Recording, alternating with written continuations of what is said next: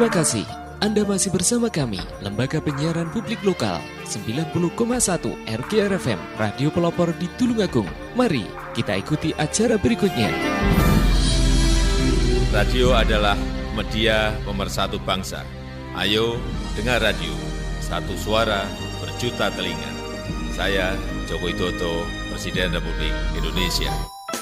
Teman Anda di segala suasana, Tulungagung 90,1 RGR FM.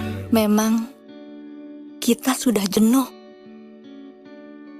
karena pandemi ini membelenggu dunia, mengekang silaturahmi kita. Tapi sampai ini usai, yang masih berkerumun tanpa protokol kesehatan, apa akan terus bersikap abai? Yang masih kumpul keluarga, jangan sampai kumpulkan virusnya. Yang masih nongkrong asik, jangan sampai pulang bawa penyakit.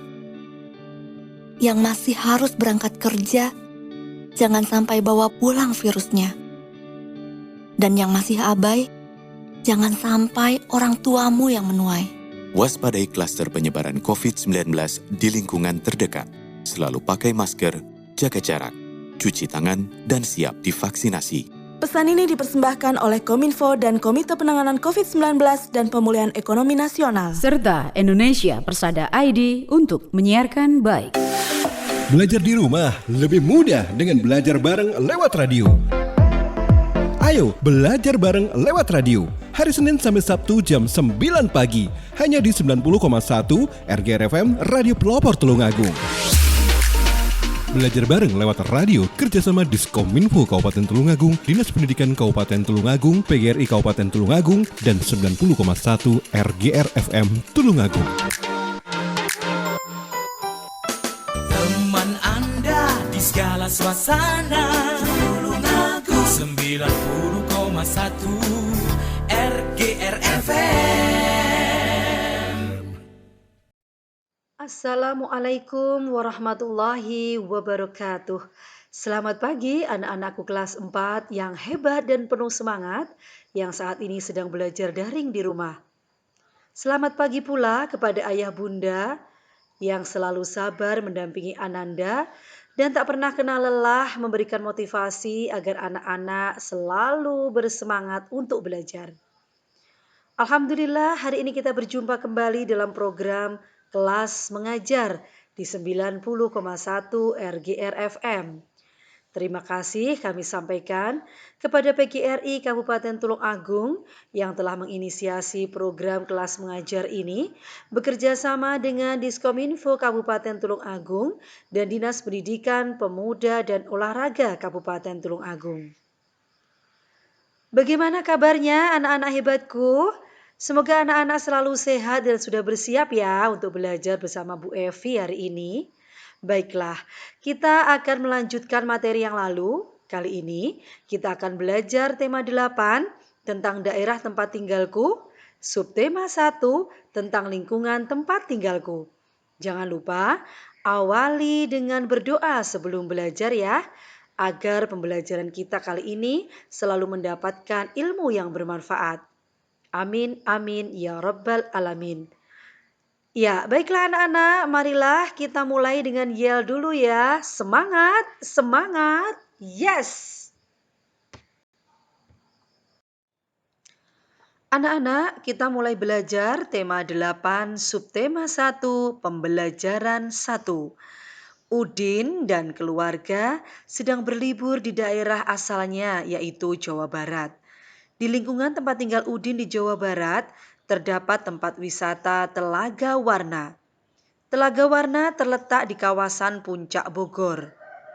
Saat Udin sedang berwisata di Telaga Warna, ayah Udin menceritakan sebuah cerita yang berjudul Asal Mula Telaga Warna.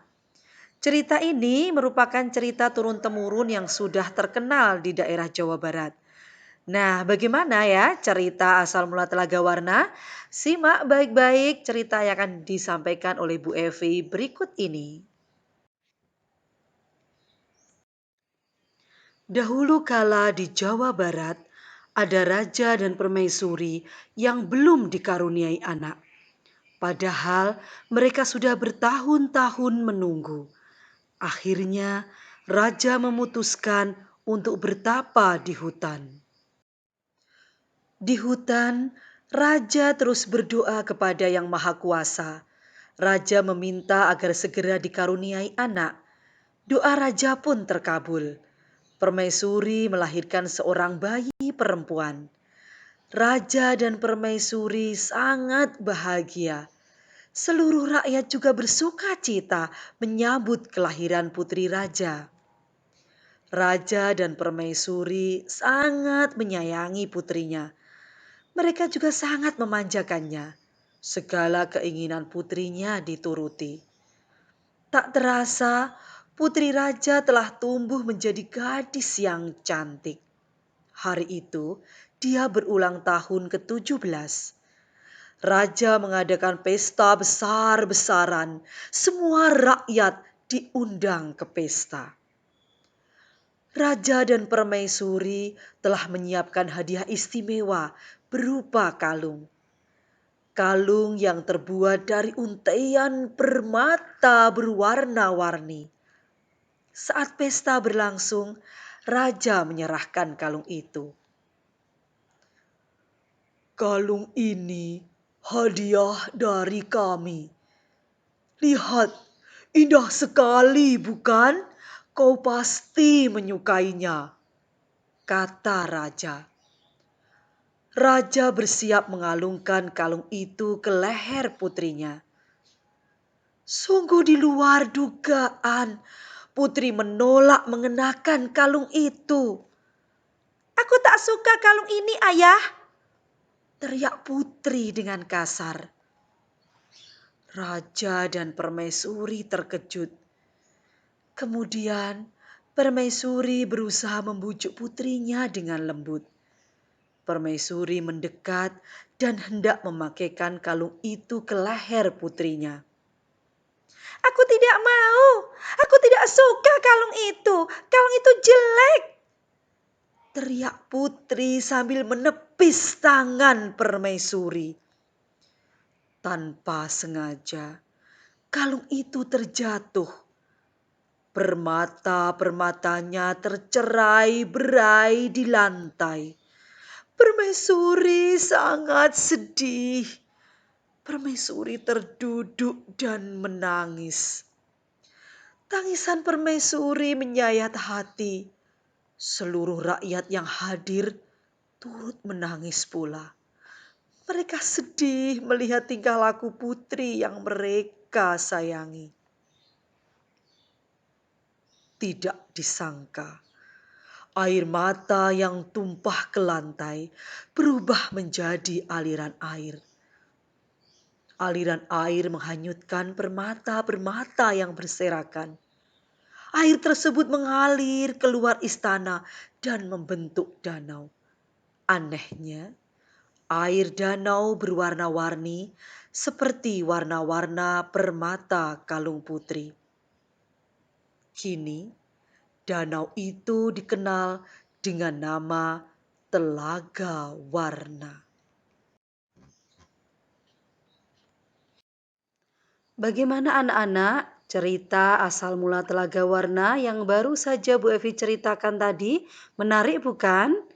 Cerita asal mula Telaga Warna ini anak-anak merupakan salah satu contoh cerita fiksi. Cerita fiksi atau rekaan sengaja dikarang oleh pengarang. Cerita fiksi diolah berdasarkan pandangan, tafsiran, dan penilaian pengarang mengenai peristiwa-peristiwa baik yang pernah terjadi secara nyata maupun hanya dalam khayalan pengarang. Cerita fiksi dinikmati pembaca sebagai sarana hiburan. Nah, sekarang silakan anak-anak menuliskan kembali apa pengertian cerita fiksi dan juga menyebutkan ciri-ciri cerita fiksi.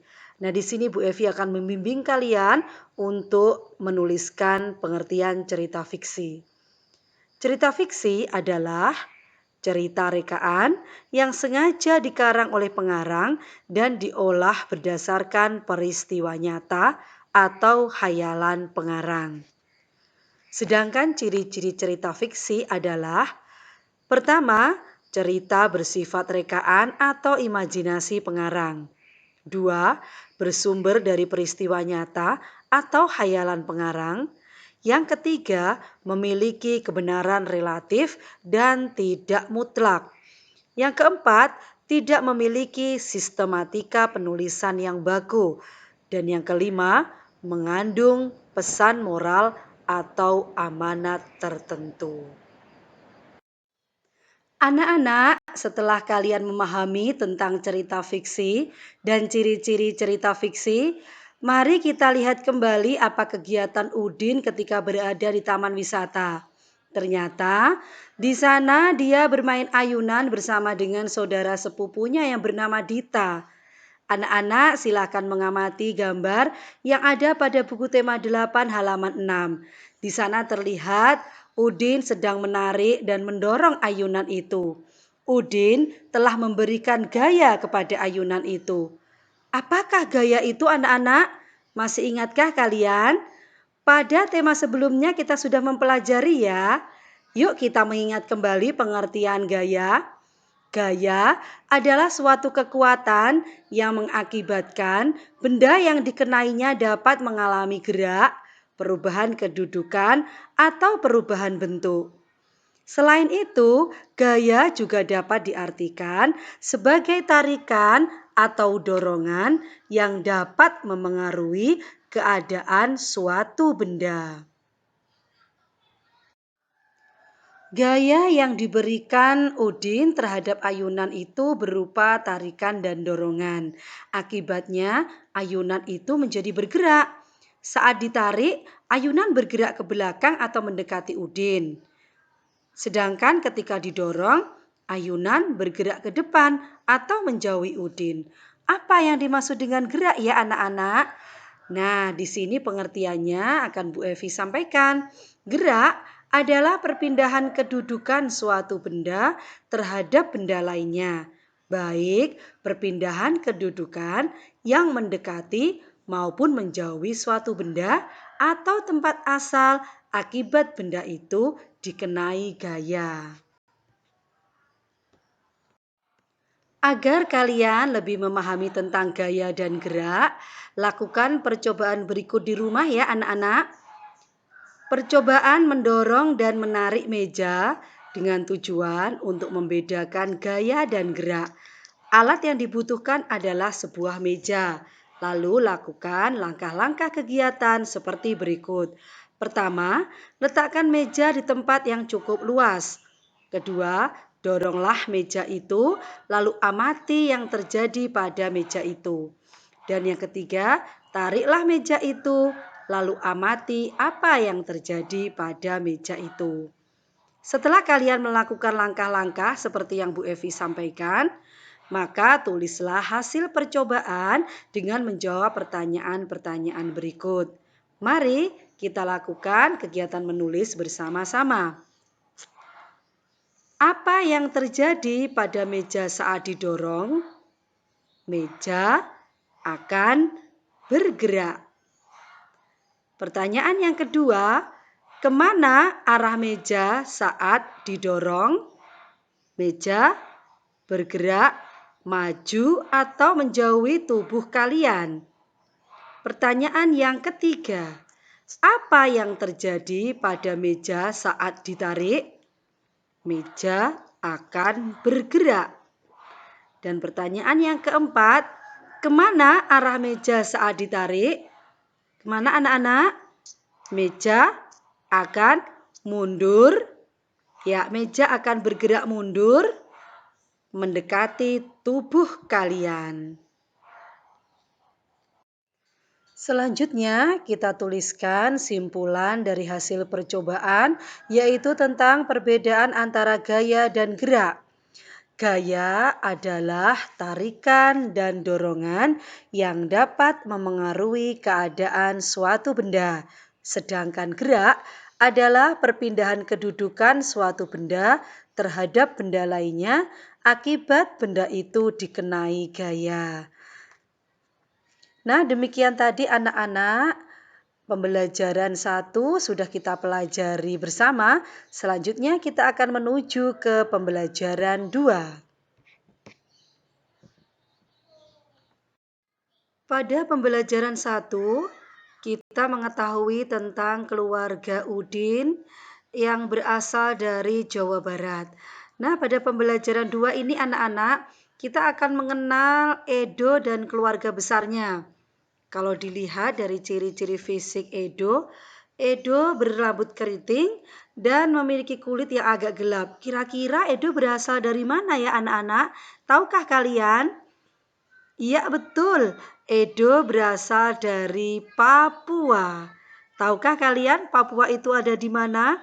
Papua adalah salah satu pulau yang terletak di sebelah ujung timur dari Kepulauan Indonesia.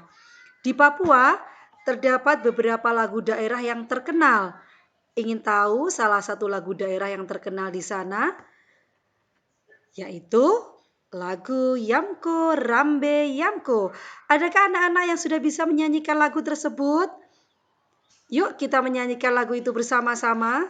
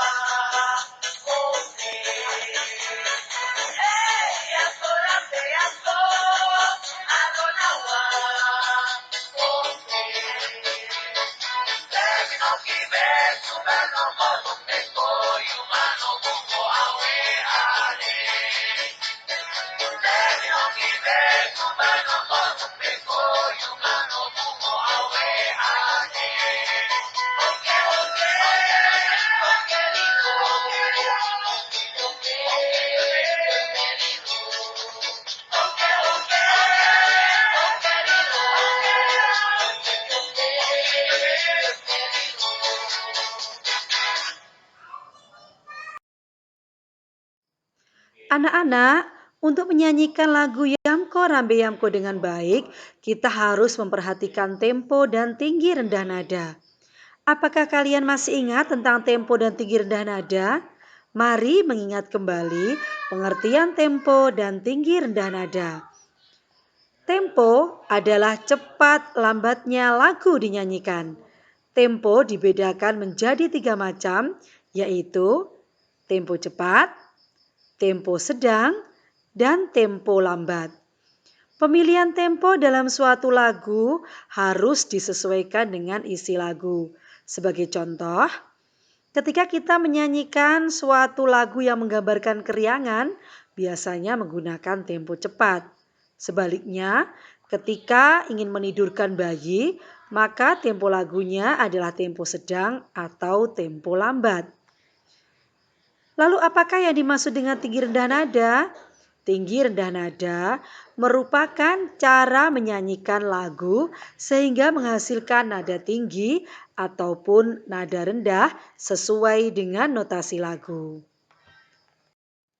Notasi lagu itu ada 2 macam, yaitu notasi angka dan notasi balok. Setiap notasi terdiri atas urutan nada yang disusun secara berjenjang. Urutan nada yang disusun secara berjenjang disebut dengan tangga nada.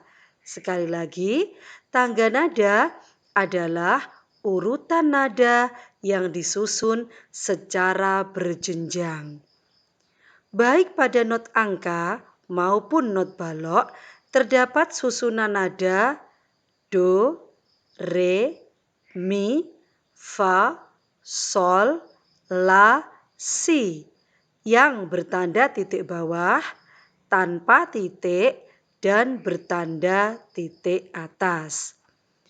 Nada yang bertanda titik bawah terletak di sebelah kiri disebut dengan tangga nada oktav rendah.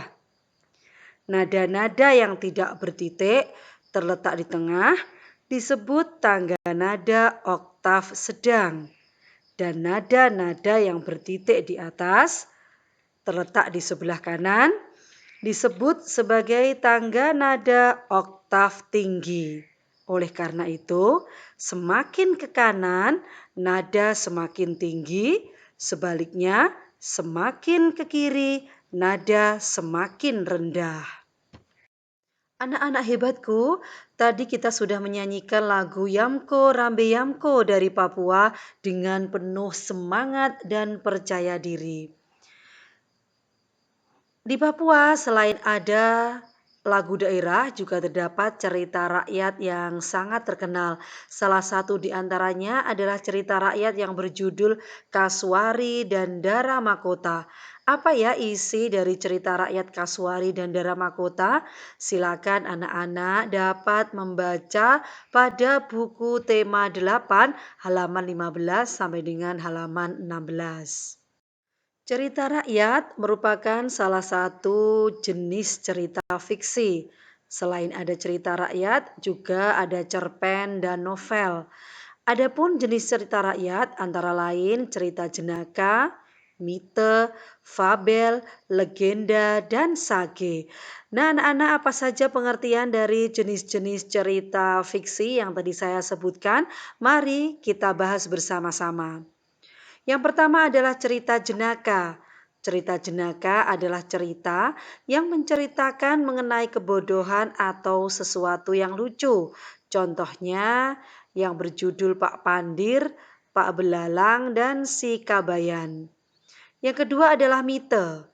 Mite adalah cerita tentang dewi-dewi atau yang bersifat mistis. Contohnya kisah Nyi Roro Kidul. Yang ketiga adalah fabel. Fabel adalah cerita dengan tokoh binatang yang berperilaku seperti manusia. Contoh kancil yang cerdik. Yang keempat adalah legenda. Legenda adalah cerita tentang asal-usul terjadinya suatu tempat. Contohnya asal-usul Danau Toba. Yang kelima adalah sage atau saga adalah cerita yang mengandung unsur sejarah. Contohnya Damarwulan, Ciung Wanara, Roro Jonggrang. Lalu yang keenam ada cerpen atau cerita pendek, yaitu salah satu karya sastra yang memaparkan kisah manusia beserta seluk-beluknya lewat tulisan pendek dan singkat. Salah satu contoh cerpen adalah Gadis Penjaga Tikar. Dan yang terakhir adalah novel. Novel adalah karya sastra yang menceritakan sisi utuh atas problematika kehidupan seseorang tokoh atau beberapa tokoh.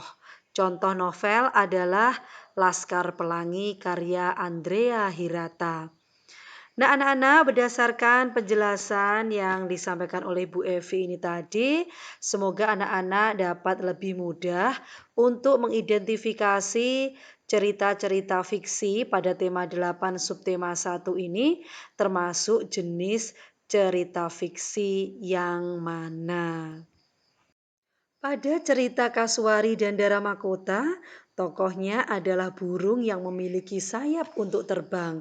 Dengan terbang, mereka dapat menuju tempat tertentu. Demikian juga dengan manusia. Manusia seringkali menggunakan sarana transportasi seperti sepeda, sepeda motor, mobil, pesawat, atau kapal laut untuk menuju tempat tertentu. Seperti yang terlihat pada gambar buku tema 8 halaman 19, terlihat Edo sedang mengendarai sepeda sepulang dari sekolah. Kekuatan Edo dalam mengayuh sepeda memengaruhi laju sepedanya.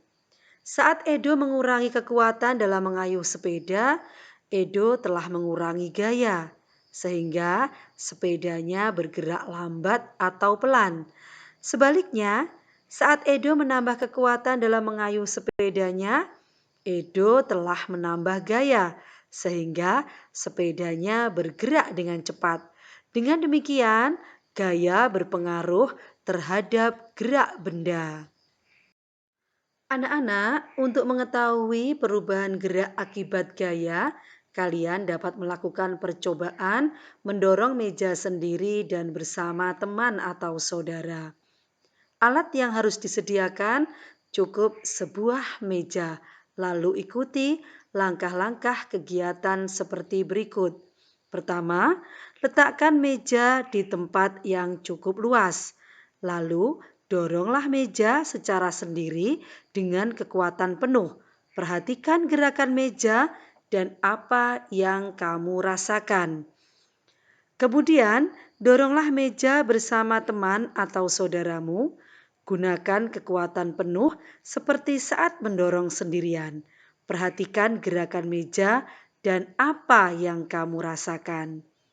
Apabila kalian sudah melakukan percobaan, maka tulislah hasil percobaanmu dengan menjawab pertanyaan-pertanyaan berikut. Mari bersama-sama dengan Bu Evi kita menuliskan hasil percobaannya ya. Yang pertama, apa perbedaan yang kamu rasakan saat mendorong meja sendiri dan berdua?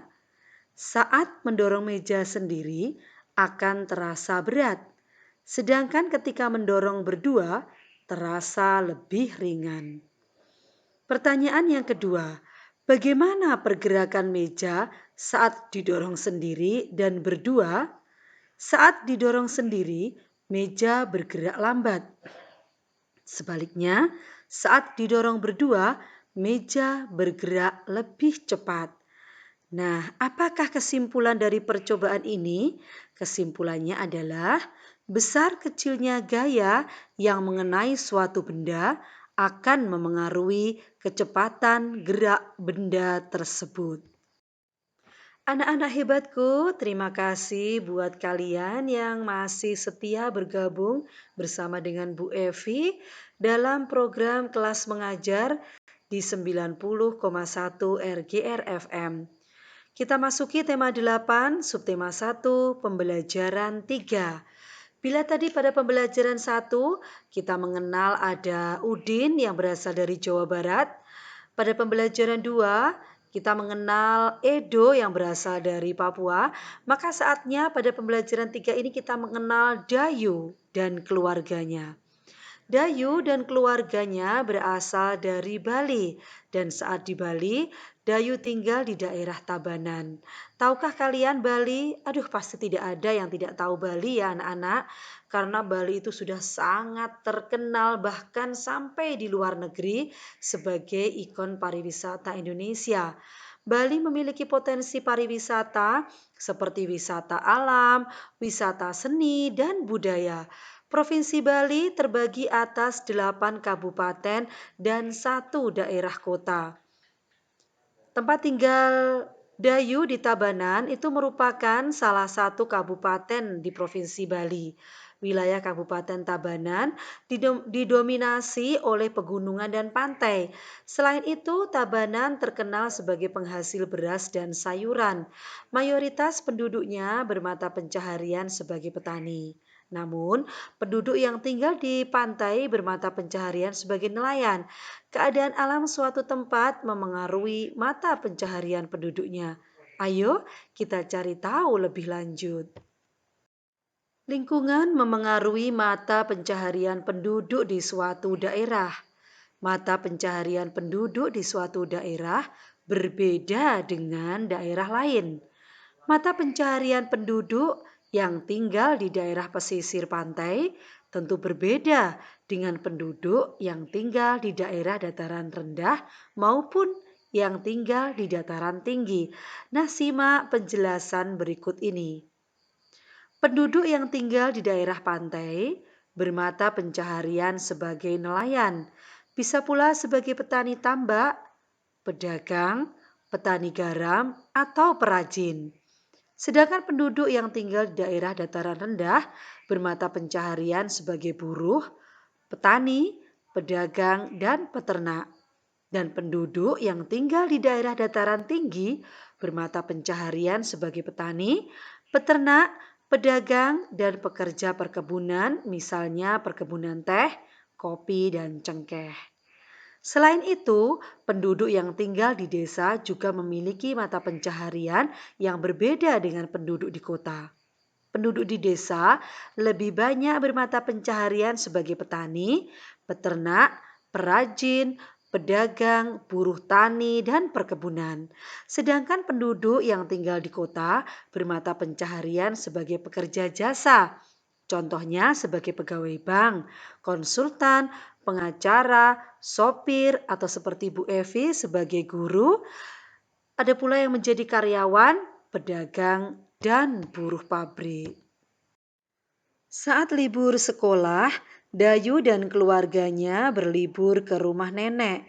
Rumah nenek Dayu ini berada di daerah Banjar Bukit Catu, Candi Kuning, Batu Riti, Tabanan, Bali. Dayu senang menghabiskan waktu bersama neneknya karena nenek Dayu ini suka sekali bercerita. Sama ya dengan nenek kalian, pasti juga suka bercerita. Salah satu cerita yang diceritakan oleh nenek Dayu berjudul Asal Mula Bukit Catu. Ingin tahu apa isi dari cerita Asal Mula Bukit Catu?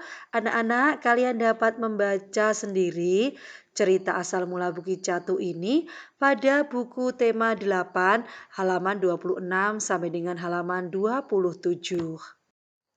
Dalam cerita Asal Mula Bukit Catu terdapat 3 tokoh, yaitu si suami, si istri, dan penduduk desa. Apakah yang dimaksud dengan tokoh? Tokoh adalah pelaku dalam cerita. Sekali lagi, tokoh adalah pelaku dalam cerita. Adapun fungsi tokoh dalam cerita adalah sebagai salah satu unsur pembangun cerita. Tokoh juga mengemban peristiwa dalam cerita sehingga peristiwa itu mampu terjalin sebagai cerita. Dan yang ketiga, fungsi tokoh adalah sebagai pembawa pesan, amanat, moral, atau sesuatu yang ingin disampaikan oleh pengarang. Anak-anak, pada buku tema 8 halaman 29 terdapat sebuah gambar yang menunjukkan nenek Dayu yang sedang bercerita dan semua anggota keluarga berkumpul mendengarkan dengan tenang. Pada gambar itu juga menunjukkan adanya keragaman. Apa yang dimaksud dengan keragaman, anak-anak? Keragaman berarti bermacam-macam atau berjenis-jenis. Pada manusia, keragaman yang dimaksud adalah perbedaan yang dimiliki oleh setiap individu. Perbedaan pada individu itu ada karena setiap manusia memiliki ciri khas tersendiri. Jadi antara manusia yang satu dengan manusia yang lain pasti berbeda, memiliki ciri khas tersendiri. Bahkan dua orang yang kembar sekalipun pasti juga ada perbedaannya. Dengan demikian, keragaman karakteristik individu berarti perbedaan ciri-ciri khusus pada setiap manusia. Sekali lagi, pengertian keragaman karakteristik individu adalah perbedaan ciri-ciri khusus pada setiap manusia. Keragaman karakteristik individu dapat berupa keragaman fisik yang meliputi warna kulit, jenis rambut, tinggi dan rendah badan, serta berat badan. Seperti yang kalian lihat pada gambar yang tadi saya jelaskan ya, pada halaman 29, terlihat adanya perbedaan baik warna kulit.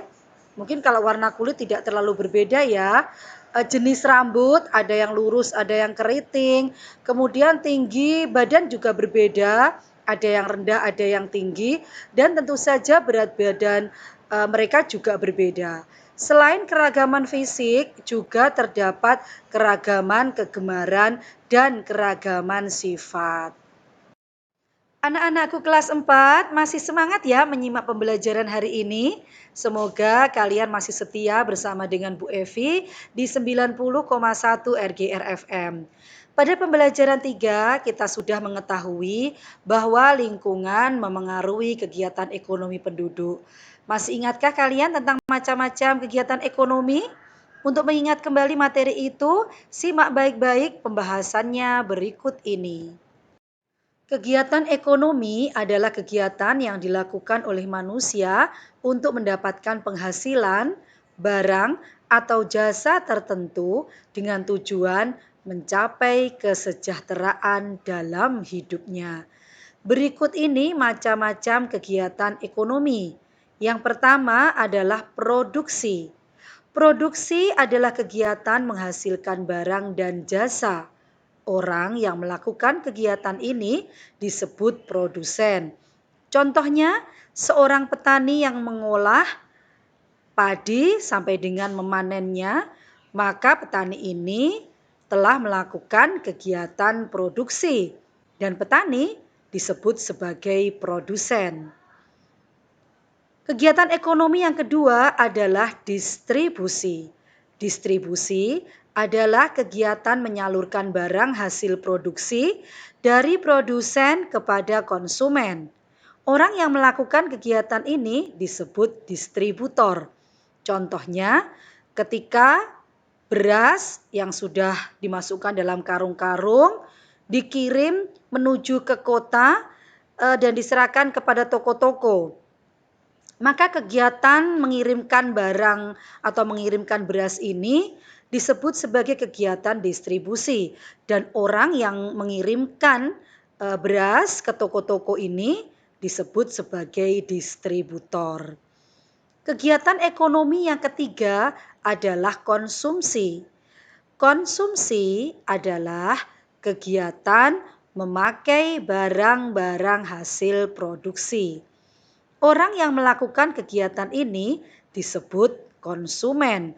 Contohnya, ketika kalian membeli beras di sebuah toko sembako, kemudian beras itu dimasak oleh bunda kalian di rumah, dan kemudian kalian memakan nasi hasil masakan dari bunda kalian, maka kalian di sini telah melakukan kegiatan konsumsi dan kalian bisa disebut sebagai konsumen. Untuk menambah pengetahuan kalian tentang kegiatan ekonomi, kalian dapat membaca bacaan yang terdapat pada buku tema 8 halaman 34 sampai dengan halaman 35 yang berjudul Kabupaten Tabanan. Pada bacaan tersebut terdapat penjelasan tentang kegiatan ekonomi yang dilakukan oleh masyarakat di Kabupaten Tabanan. Pada pembelajaran sebelumnya, kita telah mempelajari tentang tokoh pada cerita fiksi. Nah, pada pembelajaran 4 ini kita akan kembali membicarakan tentang tokoh cerita fiksi. Anak-anak, tokoh cerita fiksi dapat dibedakan menjadi dua, yaitu tokoh utama dan tokoh tambahan. Apa pengertian masing-masing dari tokoh utama dan tokoh tambahan? Ya, kita bahas ya. Yang pertama, tokoh utama adalah tokoh yang memiliki peran penting dalam cerita. Ditampilkan secara terus-menerus dan mendominasi cerita.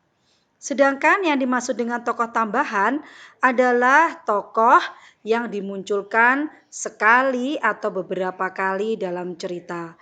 Biasanya tokoh tambahan ini berfungsi untuk menghidupkan cerita atau sekedar sebagai pemanis cerita.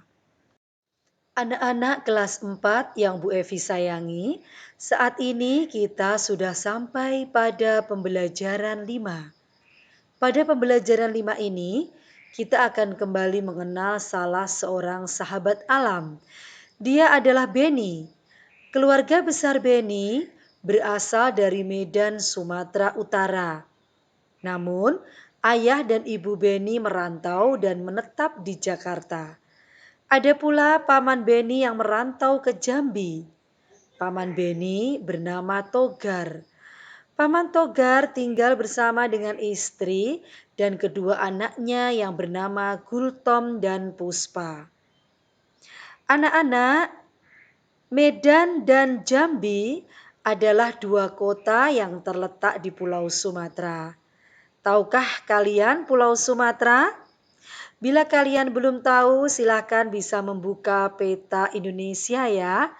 Di sana akan terlihat sebuah pulau besar yang terletak di bagian barat Kepulauan Indonesia. Jadi paling barat dari Kepulauan Indonesia.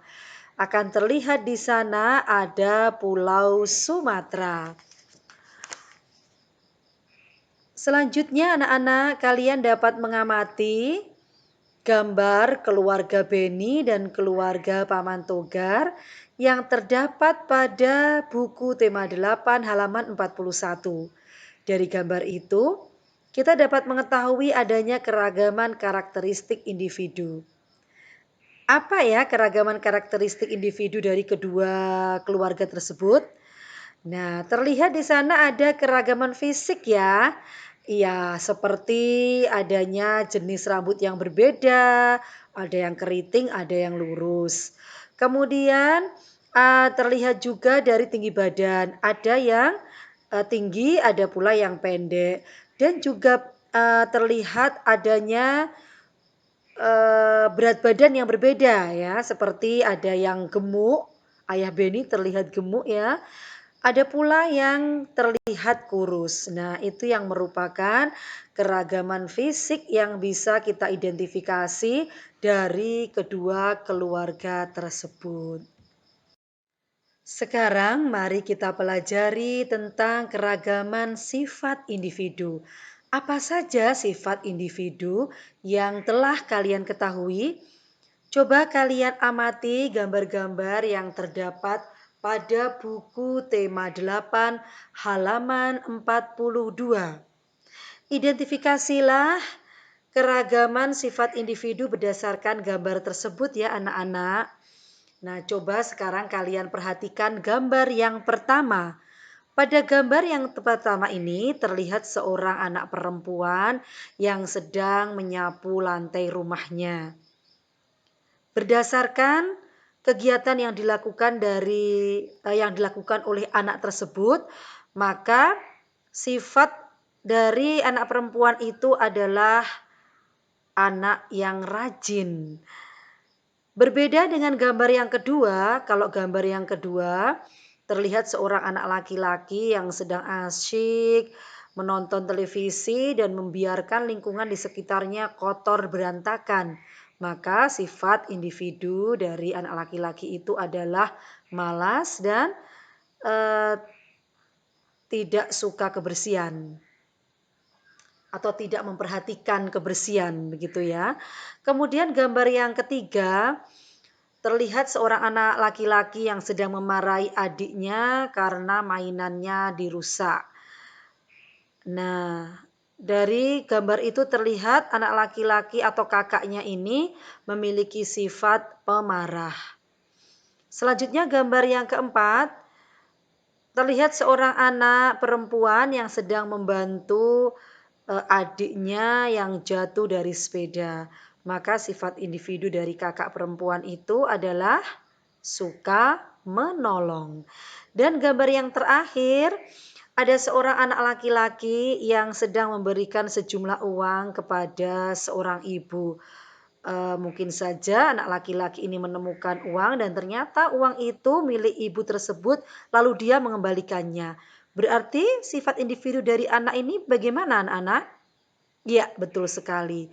Anak ini adalah seorang anak yang jujur. Oh ya anak-anak, apakah kalian suka pergi ke perpustakaan dan membaca banyak buku? Bila iya jawabannya, maka hal itu menunjukkan adanya keragaman sifat individu sekaligus keragaman kegemaran, yaitu gemar membaca. Nah, sekarang coba kalian baca cerita yang berjudul Kisah Putri Tangguh yang terdapat pada buku tema 8, halaman 44 sampai dengan 46 untuk menambah koleksi bacaan kalian. Pada kesempatan kali ini kita akan belajar untuk mengidentifikasi cerita Kisah Putri Tangguh. Anak-anak, Kisah Putri Tangguh termasuk jenis cerita rakyat. Terdapat 3 tokoh pada cerita Kisah Putri Tangguh ini, yaitu Putri Tangguh, suami, dan 7 anaknya. Yang menjadi tokoh utama adalah Putri Tangguh, sedangkan tokoh tambahan adalah suami dan 7 anaknya. Adapun tokoh protagonis atau tokoh yang memiliki sifat yang baik pada cerita tersebut adalah suami Putri Tangguh karena dia selalu memberikan nasihat kepada Putri Tangguh agar tidak membuang-buang makanan. Sedangkan tokoh antagonis atau tokoh yang memiliki sifat jahat adalah Putri Tangguh karena dia suka membuang-buang makanan. Nah, demikian tadi anak-anak identifikasi terhadap cerita Kisah Putri Tangguh. Untuk selanjutnya kita akan belajar salah satu lagu daerah dari Jambi. Lagu Injit-Injit Semut dari daerah Jambi. Ayo anak-anak kita bernyanyi bersama.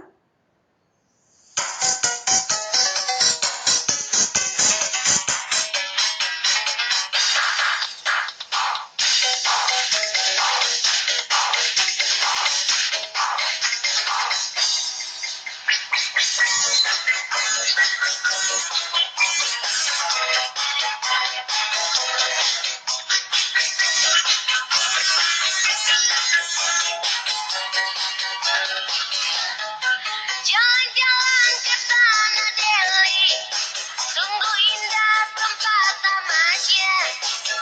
Kawan jangan bersedih, mari nyanyi bersama-sama. Kau pergi ke Surabaya, naik perahu dayung sendiri. Kalau hati sedih, yang begini sendiri. Injit semut dapat sakit naik di atas. Injit semut walau sakit jangan dilepas. Injit semut dapat sakit naik di atas.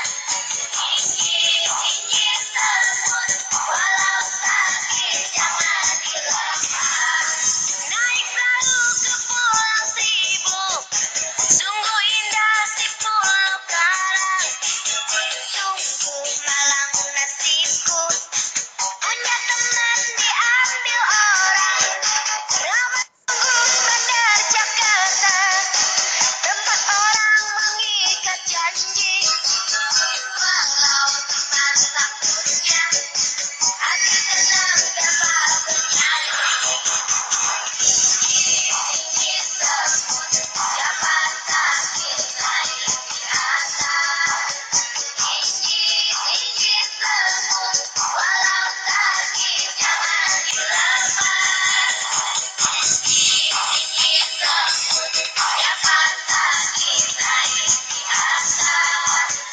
Injit semut walau sakit jangan dilepas.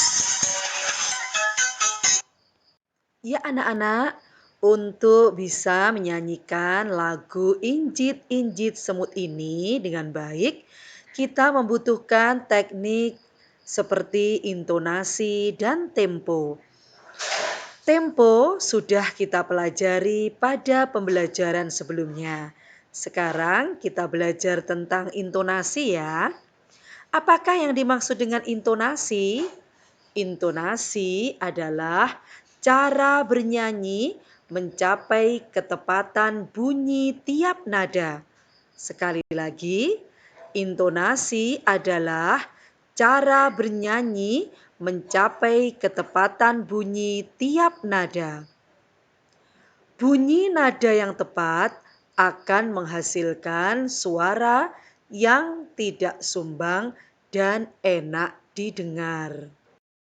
Anak-anak, ada yang perlu kalian harus ketahui bahwa kecepatan lagu itu dapat diukur dengan sebuah alat pengukur yang disebut metronom Maelzel atau disingkat MM. Metronom Maelzel ini akan memberikan petunjuk seberapa cepat atau lambatnya lagu dinyanyikan. Sebagai contoh, lagu Timang-Timang Anakku Sayang ditulis dengan tempo andante. Kecepatan tempo andante adalah 72 sampai dengan 76 mm. Artinya, lagu harus dinyanyikan dalam kecepatan 72 sampai 76 ketukan yang tetap dalam waktu 1 menit. MM 72 sampai dengan 76 termasuk tempo sedang. Nah, untuk mengingat kembali, tempo lagu itu dikelompokkan menjadi 3 ya. Antara lain, tempo lambat, contohnya lento atau lambat artinya ya lento. Lento artinya lambat dengan kecepatan lagu 56 sampai dengan 58 mm. Kemudian tempo sedang, contohnya andante. Andante artinya seperti orang berjalan. Kecepatan lagunya adalah 72 sampai 76 mm. Sedangkan yang ketiga adalah tempo cepat. Contohnya allegro. Allegro artinya cepat, hidup, dan riang. Adapun kecepatan lagunya adalah antara 132 sampai dengan 138 mm. Anak-anak hebatku, tak terasa kita sudah sampai pada pembelajaran 6 ya. Pada pembelajaran 6 ini kita masih akan mengenal satu lagi sahabat alam yang bernama Lani. Lani adalah seorang anak perempuan yang berkulit putih dan bermata sipit karena Lani ini merupakan keturunan Tionghoa. Lani dan keluarganya tinggal di Jakarta. Sebagai ibu kota negara, tentu lingkungan tempat tinggal Lani padat penduduknya. Sebagian besar warga yang tinggal di Jakarta berasal dari berbagai pulau di Indonesia. Mereka bekerja dan menetap di Jakarta. Selain penduduknya yang padat, di lingkungan tempat tinggal Lani juga terdapat gedung-gedung bertingkat. Gedung-gedung itu merupakan pusat pemerintahan dan pusat kegiatan penduduk, baik dalam bidang politik, ekonomi, sosial, maupun budaya. Nah, berdasarkan penjelasan dari Bu Evi ini tadi, bisakah kalian menceritakan keadaan lingkungan tempat tinggal kalian? Tentu bisa ya anak-anak. Coba kalian tuliskan keadaan lingkungan tempat tinggal kalian dan hasil tulisan kalian itu bisa kalian berikan kepada guru kelas kalian masing-masing. Setiap tanggal 22 Juni, warga Jakarta memperingati Hari Ulang Tahun Jakarta. Sekolah Lani mengadakan perayaan dalam rangka ulang tahun tersebut. Lani dan teman-teman akan bermain peran dengan mengambil cerita rakyat Si Pitung. Siapakah Si Pitung itu? Tahukah kalian anak-anak? Si Pitung adalah seorang pendekar yang berasal dari Betawi. Si Pitung hidup pada masa pemerintahan Belanda. Bagaimana ya cerita Si Pitung? Simak baik-baik, Bu Evi akan bercerita ya. Suatu sore, Si Pitung melihat kelakuan anak buah Babah Lim yang sewenang-wenang. Babah Lim adalah tuan tanah di daerah tempat tinggal Si Pitung. Dia dan anak buahnya sering merampas harta rakyat dan menarik pajak tinggi. Sebagian hasil rampasan itu diberikan kepada pemerintah Belanda. Si Pitung bertekad untuk melawan anak buah Babah Lim. Kemudian dia berguru kepada Haji Naipin, seorang ulama yang juga pandai ilmu bela diri. Si Pitung cepat menguasai semua ilmu yang diajarkan oleh Haji Naipin. Pitung, gunakan ilmu yang kuberikan untuk membela orang-orang yang tertindas. Jangan sekali-kali kau gunakan ilmumu ini untuk menindas orang lain. Pesan Haji Naipin.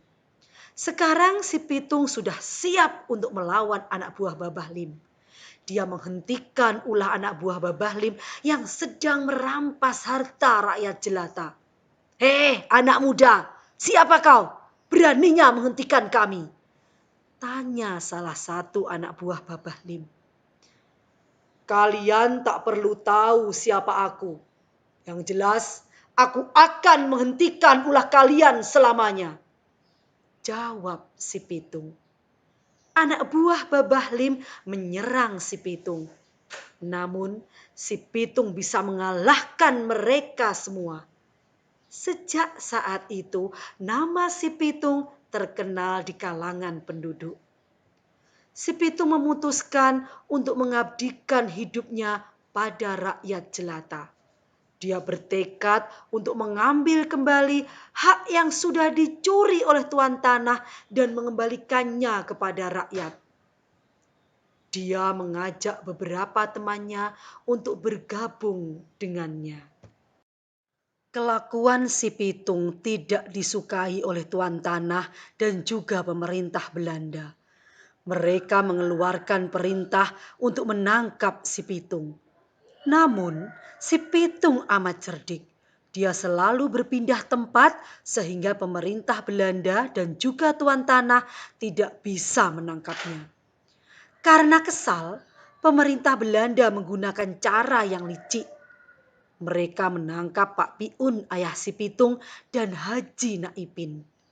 Salah satu pejabat pemerintah Belanda yang bernama Scott Heine mengumumkan bahwa jika si Pitung tak menyerah, Pak Piun dan Haji Naipin akan dihukum.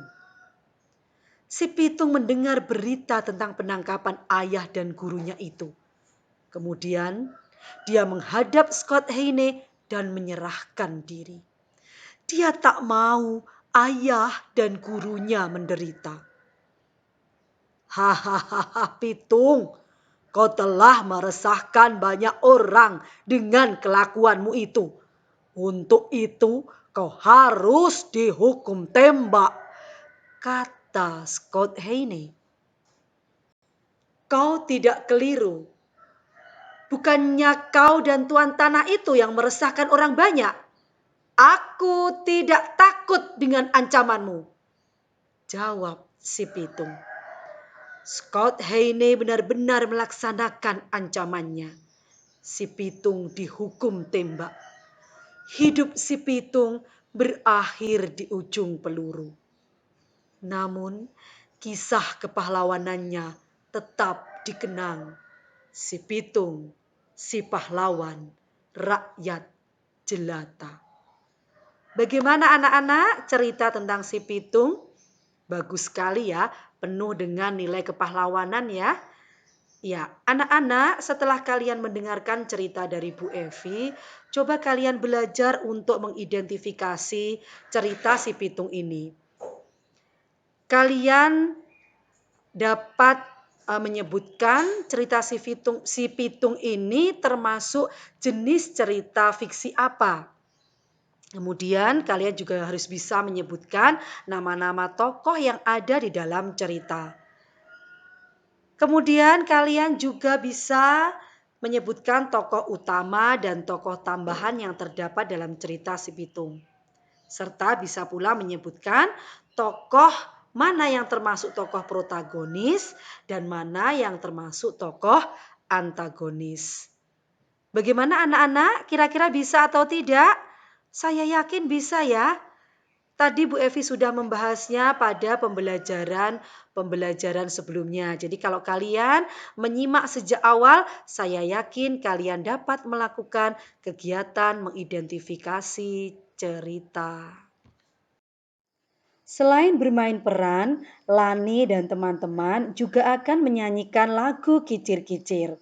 Lagu tersebut merupakan salah satu lagu daerah yang berasal dari Jakarta. Lagu Kicir-Kicir sering dinyanyikan pada acara ulang tahun Kota Jakarta. Biasanya, lagu tersebut dinyanyikan dengan diiringi alat musik tanjidor. Nah, sekarang mari kita mencoba menyanyikan lagu Kicir-Kicir ya anak-anak. Kita mulai ya. 1, 2, 3.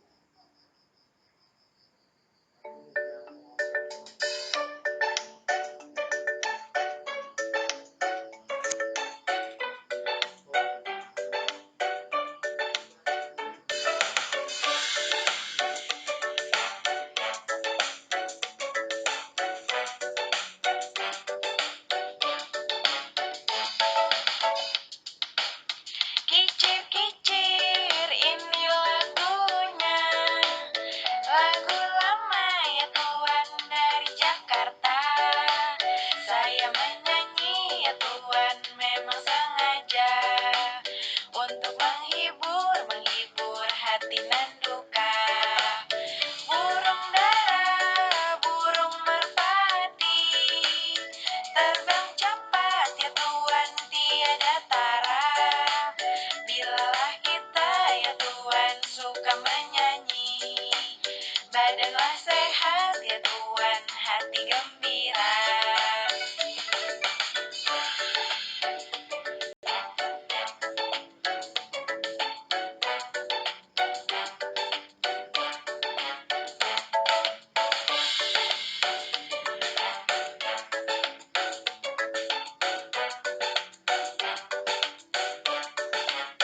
Buah mangga enak rasanya, si mana lagi ya Tuhan paling ternama. Siapa saya ya Tuhan rajin bekerja, pasti menjadi warga berguna.